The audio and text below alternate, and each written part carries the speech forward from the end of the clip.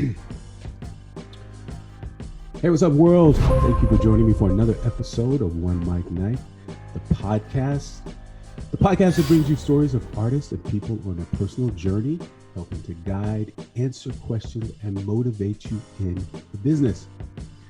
I want to thank everybody for watching these episodes, sharing these episodes, and if you haven't already, please make sure you go down below, subscribe, click the bell, because you don't want to miss any of these episodes. We got too many important people here and too much to talk about. We need you to have all the information when it drops. Today, of course, I'm happy, as I always am, but I'm really, really excited today because my guest wears many hats. He is an entrepreneur, he's a publisher, an editor, a journalist, an author, an actor, a dancer. He does it all. I don't even think there's anything he doesn't do. So I want to welcome him. Please welcome Pierre Andre Evans to OneMicNite podcast. What's up, Pierre? What's up, my boy? How you doing, sir? I'm good. I'm so happy to have you here. You have no idea. Glad to be here, sir. I have questions.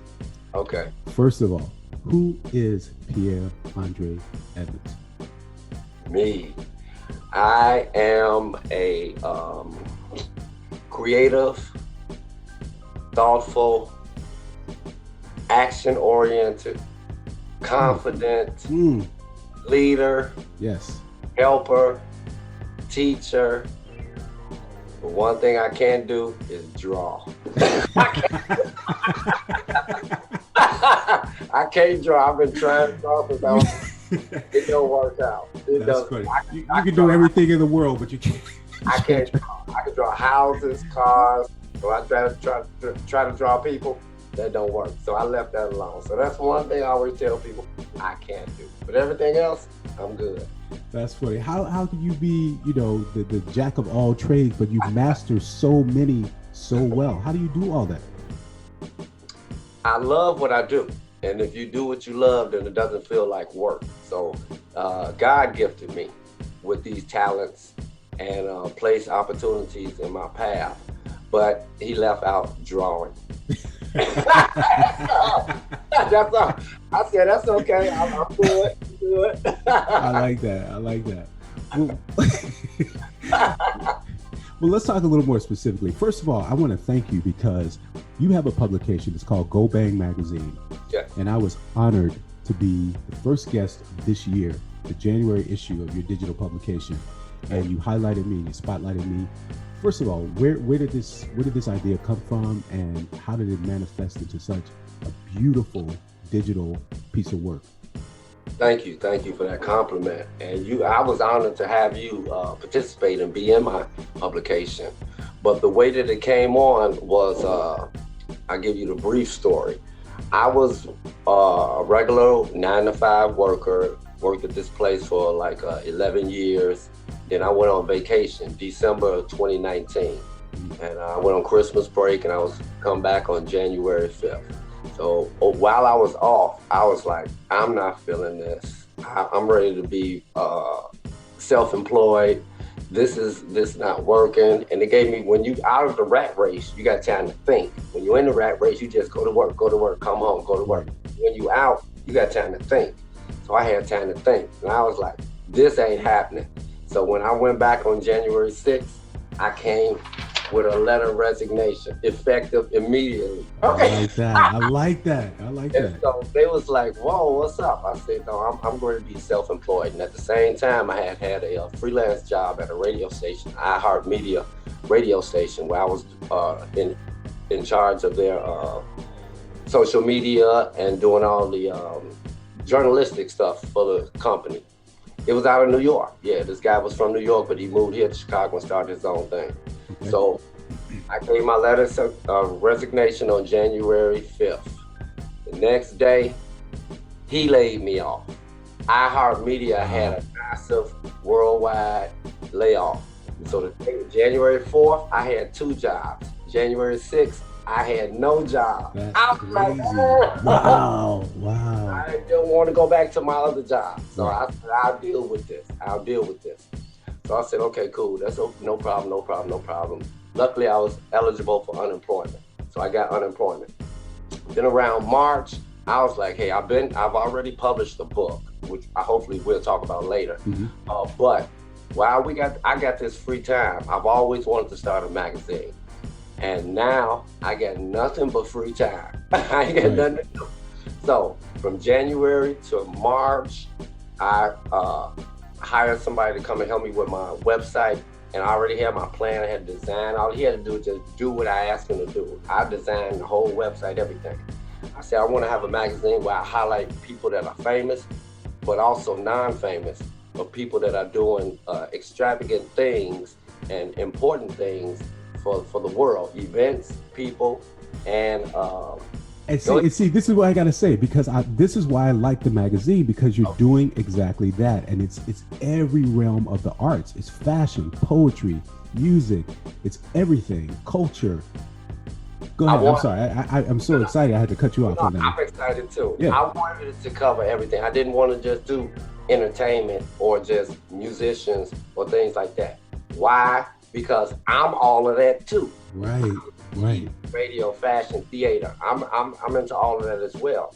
So I wanted to be what I needed when I was starting off. I wanted to be what I needed. I can't say it no better. When I was isn't that where the best things come out of? Is when you do in your likeness, because you're telling the truth. There you go. And that's it. That's exactly so all those things that you wanted, you made happen right there. I'm giving to people that are like I was. I wanted a magazine that don't just focus on Beyonce or Michael Jackson or Usher. What about just Pierre? You know what I mean? Exactly, yeah. So now I'm that for people, and people are just so thankful because I like I said, I give you famous, but I give you non-famous as well, and I spotlight. That's what it is. I give a spotlight to those that would not get it otherwise. Absolutely. And here's the thing. This is what I love about it too, is because, you know, like you said, it's the people who are spotlighted who are not famous and people who are, but we all have stories. We're all taking this journey together. Some people just are in the right place at the right time. They're ready and they become famous. They become celebrities. The other people have maybe the same journey, maybe the same talent, maybe better talent, but they have stories too. That's exactly why I started this podcast. That's exactly why. It's the same thing. There we go. Great minds think alike. That's right. I heard you're Aries, right? That's right. I heard you were too. Aries rule.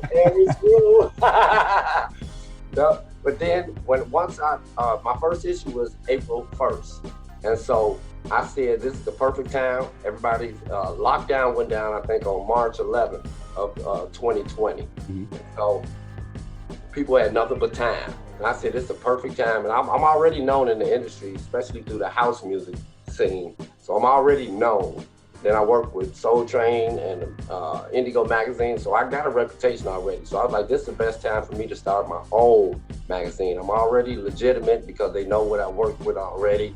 So now everybody on lockdown. My first issue, I came out with 30 interviews.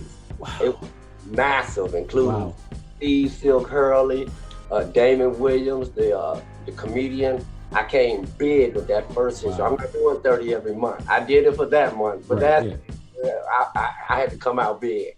And so that's where the bang came from, right? That's where the bang, go bang.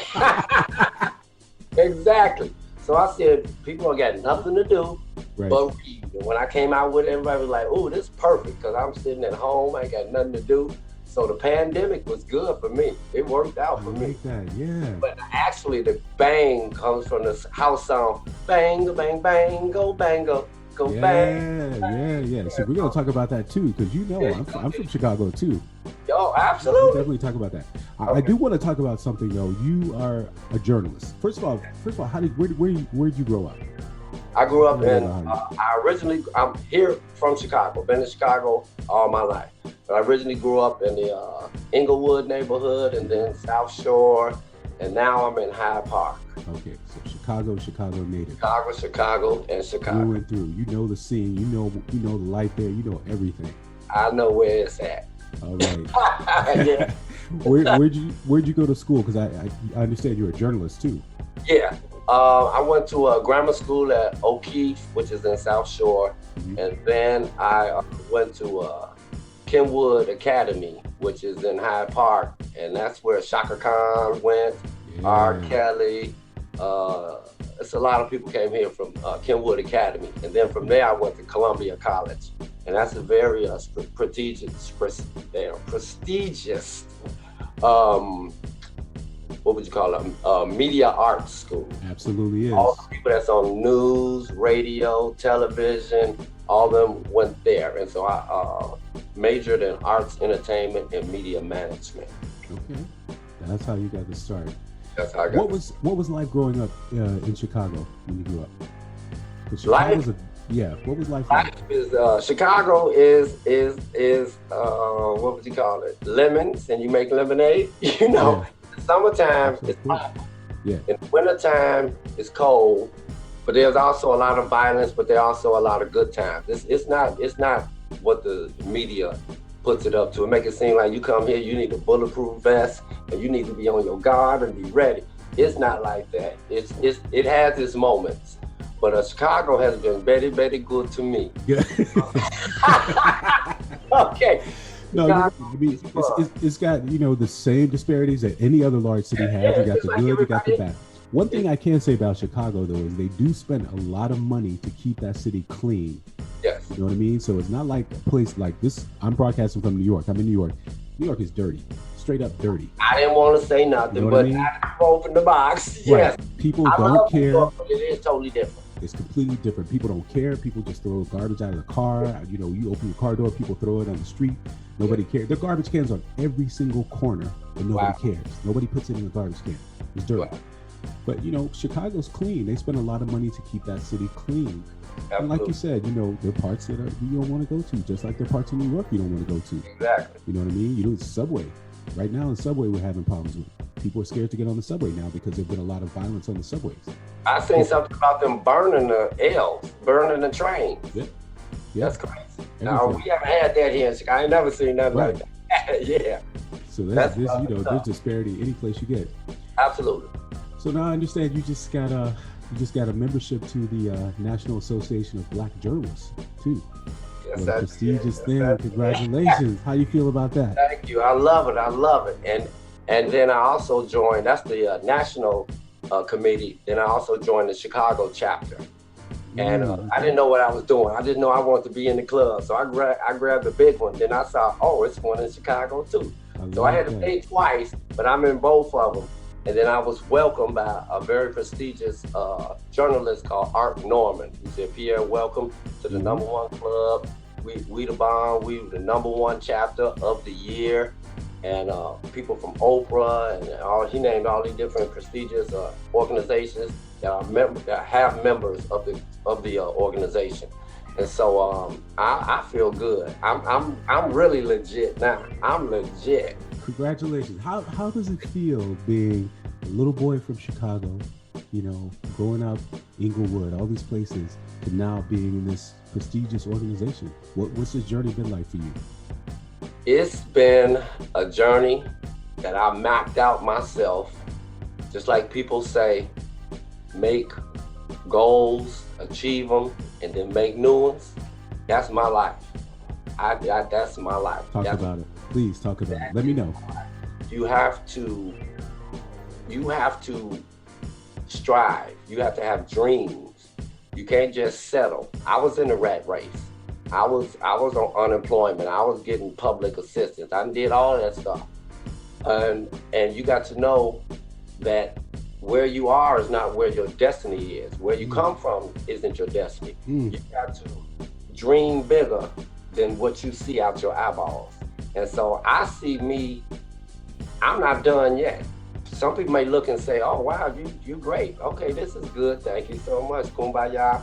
But I got a lot more left to do. So I continue to dream. I don't do the vision board like some people do. My vision board is up here. Right. And then I holler at my man upstairs and I say, let's do this. He said, all right, let's go. And then we do this. So now I'm gonna, oh man, this is all connecting for me right now because someone just sent me a clip. Shout out to James Elwood Muller, who I interviewed 2 episodes ago. He's a fantastic actor whose film was nominated for an NAACP award this past month. He sent me a clip of Denzel Washington. Mm-hmm. And Denzel Washington was saying the same exact thing. You have to have goals. You have to set your goals and have the passion for what you're doing. Don't be afraid to take risks. Right. Don't be afraid to fall. Fall forward. There you go. I like that. Fall forward. Go fall forward. You don't want to look back on your life and say, I should have. Right. And when you're laying in the casket, you see all these ghosts of all the things that you want to do standing around your casket saying, you should have, taken that last class. You should have, done this. Mm-hmm. You want to try to achieve everything you can in your lifetime. Absolutely. I believe that. Because you got the God-given talent. Put your creator, put whatever you believe in first. If you're a Buddhist, meditate. If you are, believe that the universe is your higher power, put that first, and then put all your goals in place after that. Leap of faith. Leap of faith. Yep. Leap of faith. That's it. So I want to talk to you too. I know you're pretty politically active, and you talk about politics, and you're concerned about the community and things like that. So, last summer, 2020, we had George Floyd and all these events that happened that sparked a lot of change in the community. How do you feel about that? Where are we right now? Okay. Now, I didn't think I was political, but then when I look at what I be writing and where I go, I said, I just realized this like last summer. I said, you are political, B. Right. You are activist. Yeah. I went way back in the day, I went to the Million Man March. More recently, I went to the protest for George Floyd. This was in August of last year, March in Washington. Al Sharpton put it together. So I went to that. Okay. And once I was there, that's when I said, yeah, you political, Pierre. You are active. Yeah, you're active. So with that, I think that just the whole situation with minorities and the systematic racism, it has been brought, this year and last year is a year of revelation.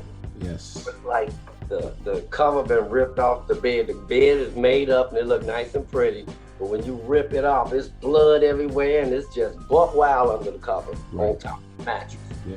It's the year of revelation, the years of revelation. And so now everything has been brought to the forefront as far as the racial inequalities, and it has the world is watching. That's what I want to say. The world is watching. So now we got everybody's ear. Right. So and the world is actually participating too. The world is participating and watching. Yeah, and watching. Yeah, exactly. So the ones that's not participating just sitting back, but they watching. Right. So the what they say, it will be televised. That's right. The revolution will be televised. It is being televised.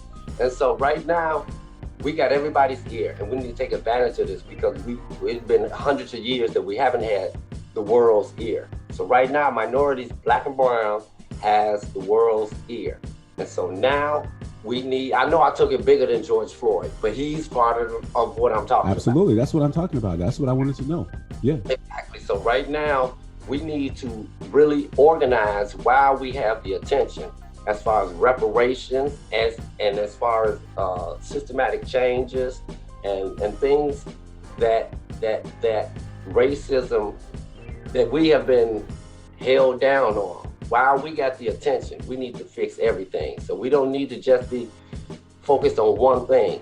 It really needs a leader to repair what we need repaired at this moment. And we don't have that right now. Right now, everybody got their separate little things going on, but we need organization. Right. Do you feel like the current administration is making some big changes? Do you think they're making headway to help us? I think right now it's been a little too early, but I think that they have potential because with Biden and Kamala, I think they have the right mindset of where we need to go. Especially coming from where we were before them. We were at the zoo. Yeah, at the absolutely. circus. We were at the circus. Absolutely. So now we got some civility and some common sense. So I think it's still kind of a little early right now, but I have faith in them. Yes. Doing things for humanity. That's what the administration is doing right now. Yeah. Exactly. So you touched on something. Actually, reparations. How do you feel about reparations? Is that something you ever thought in your lifetime would happen, or you even considered, or you knew about? I never thought we would have a black president in my lifetime, so I never say never. You know what I mean? Because now we got a vice president that's black. Right. So, let alone, you never know what is possible. Never say never. Right. In life and in your life, never say never. So, reparations. They had something, I think, I don't know if you heard about it, but here in Evanston, that's a suburb of Chicago. Mm-hmm. The mayor there, she's a black lady. She put together something where the residents of Evanston are given what they call reparations to the color. You know, I'm country. The black and brown. The black and brown. That's why I have to say that it's one word, color. Right. I wasn't going way back to slavery. But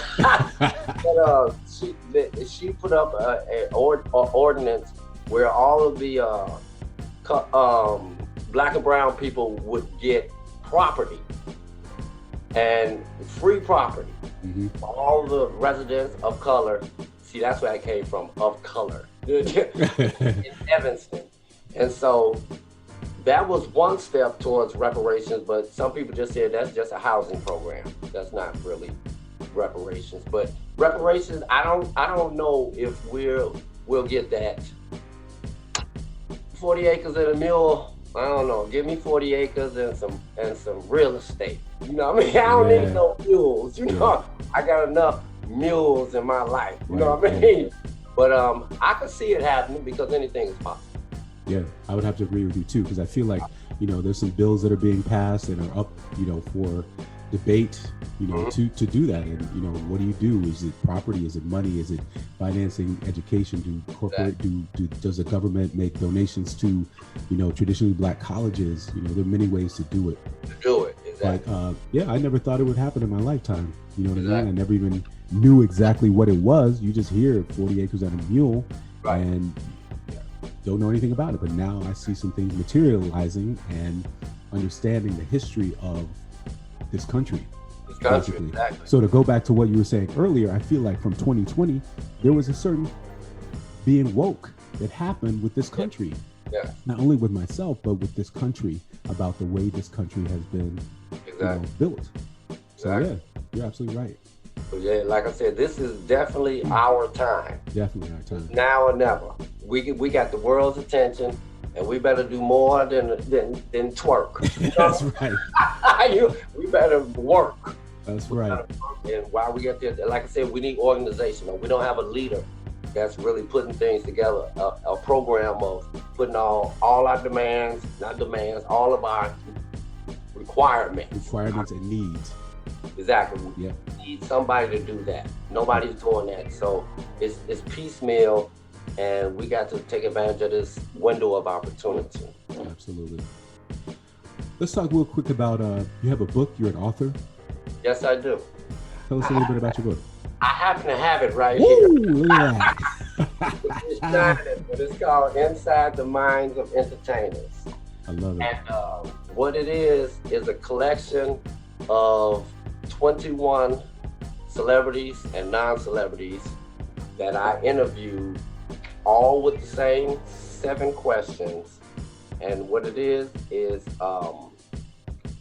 going inside of their minds and touching on topics that most celebrities do not talk about, which is politics, spirituality, and religion. And so I reached out to 21 people and I asked them these 10 questions. What's the purpose of life? That's bad just for number one. That is, yeah. What is your purpose in life? What is a soul/spirit? Can you please describe your soul/spirit? If you believe, how would you describe the higher power? How would you describe America's current political state? What can be done to improve world race relations? How does President Trump's current political agenda affect the world? What is your outlook on the future of mankind? I'm deep. If you believe in an afterlife, please describe what it is. I asked everybody, those are deep questions. That's very deep. That's very deep. Wow. And so a lot of celebrities, I asked over 100, only 21 said I'll go through with it because the others didn't want to offend their followers. You know what I mean? Because they say, well, I think Trump is a a-hole. Right, yeah. Maybe some of their followers like Trump. They may lose people. Right. So these people that I interviewed that went along with it were the cocky ones that said, my people know me and they know I'm going to speak my mind, so let's do this. I like that. Now, one important factor about this is Cuba Gooding Sr. I interviewed him 3 weeks before he was found dead in his car in his parking lot. This is the father of Cuba Gooding. Right, yeah, wow. The one that made Everybody Plays the Fool. Yeah, of course. I interviewed him. He loved my book so much. He was about to reinvent his career and was about to start a world tour at I think it's the Hilton Hotels. He was going to go around the Hilton Hotels across the world and establish his career with his group. I can't think of the name of the group right now, but it's him and 2 other dudes. Mm-hmm. They was going to go around and do that. He said, Pierre, I want to be associated with your book. I said, can I quote you and put a quote on my book from you? He said, yes. Matter of fact, I want to introduce you to real Hollywood. I'm going to take your book with me on the road, and we're going to turn your book into a TV show that I will produce. I was like, oh, it's all popping. And then 2 weeks later, he was dead. I was like, oh my gosh, man. Oh. Wow. Wow. I got him in here and I interviewed him. Questions, let me give you real quick. Let me show you this. Let me, blah, blah, blah, blah, blah, blah, blah, blah. The people I interviewed, Alan King, he's a DJ from the Chosen Few DJs in Chicago. Antoine McKay, an actor. Art Chat Daddy Sims, a media personality. B. Cole is a comedian. Bobby Huddins, a historic singer. Chris Jasper from the Isley Brothers. Christopher Nolan. Corey Taylor, Cuba Gooding Sr. Curtis McLean, the one that made Gotta Have House music. Yeah, of course. You know, I'm a house kid, so I had to throw that in. Cinder Williams from Mo Better Blues, Spike Lee movie. Damon Williams, the comedian. Daryl, sax preacher Wilson. Black Ice, he a famous poet here in Chicago. I know Black Ice. He performed at OneMicNite. Yeah, he performed at my show. Yeah. That's my homie. I like that. His birthday a day before mine. He's April 18th. He an Aries too. All right. Malonga Adele, he wrote Sanford and Son episode. Jackie Taylor, D-Train, Keep On. Yeah. Lawrence Hilton Jacobs, hi there. You know, and he. Of course. I know him. Linda Clifford, You're a Runaway Love. Rick Sizemore, Robert Williams, he brought Frankie Knuckles, and Ron Hardy, he one of the founders of house music. He brought Frankie Knuckles and Ron Hardy to Chicago, which created the house music scene. Renako Jahi, he trained Jennifer Hudson how to sing, and then I interviewed myself. But Cuba Gooding, one quick question from him. Purpose in life, what's your soul? Describe how higher power, current. I want it. If you believe in an afterlife, please describe what it is. That's a good one. I will not attempt to predict what happens after death. My objective is to leave good music, good performances, and strong children, and as much happiness as possible for the human beings that I help bring to this earth. I'm equally concerned about the possibility of my children being able to live to be older than I am, strong, at peace, and without fear. And he said his purpose in life is to justify the blessings of birth. Being born carries with it the responsibility of preserving humanity, decency, and the equality of each and every human being we interact with in the period of time that we are allowed to live. Wow. So those are some profound words, and it's one of his last interviews because he died 2 weeks after my interview with him. That is crazy. Tell us where we can find the book. Where can we get the book? It's available at Amazon.com. Amazon.com. Inside the Minds of Entertainers. Listen, I'm actually running out of time, but I want to have you back for part 2. Oh, Is that absolutely. possible? Yes. Okay. Are you sure? Okay, because we got too much more to talk about. Way too much more to talk about. We just scraped the surface. Where you at, baby? Where you at? That's my mom. She wants to know where we can find you on social media. There you go. That was good. That's an Aries for you. That was a good one. I was like, cut. My mom wants to know where we can find you on social media. What's your handle on social media so we can get in touch with you and find you? Okay, mama. You can find me on Facebook under Pierre Andre Evans. You can find me under my book title, Inside the Minds of Entertainers. You can find me also under Go Bang Magazine on Facebook. Twitter, you can find me under Pierre A. Evans. You can also find me under Go Bang Magazine. LinkedIn, you can find me on Pierre A. Evans. What else is left? Instagram, you can find me under Pierre A. Evans. Or easier, Google me. There you go. See, you find everything on Google. That's what I'm talking about. Please, everybody, make sure you go to gobangmagazine.com. Check out this digital magazine. It is, I'm telling you, it's something worth looking at. I want to thank you, Pierre, for coming on the show. Definitely having you back for part 2. Ran on time. Everyone, follow him. IG at Pierre_Andre_Evans. Check him out. He's got some good stuff going on. Also, make sure you can find this podcast, every episode, on all music platforms, iHeartRadio, Apple Podcasts, Spotify. If you want to watch the podcast, you can find that on YouTube. Follow us at OneMicNite Everything. OneMicNite is spelled ONEMICNITE. And you can follow me at Marcos Luis Everything, MARCOSLUIS. Go to the .com for both. You find all the links to social media. I want to thank you for joining me for this episode, and we'll see you. Got some big things coming out. Also want to give a big shout out to Wild Lamb's Beard Company for hooking me up with the beard products. Make sure you go to their Instagram, the Wild Beards LLC. Check them out. They got some great products. All right, we'll see you next time on OneMicNite Podcast. You're out. Peace.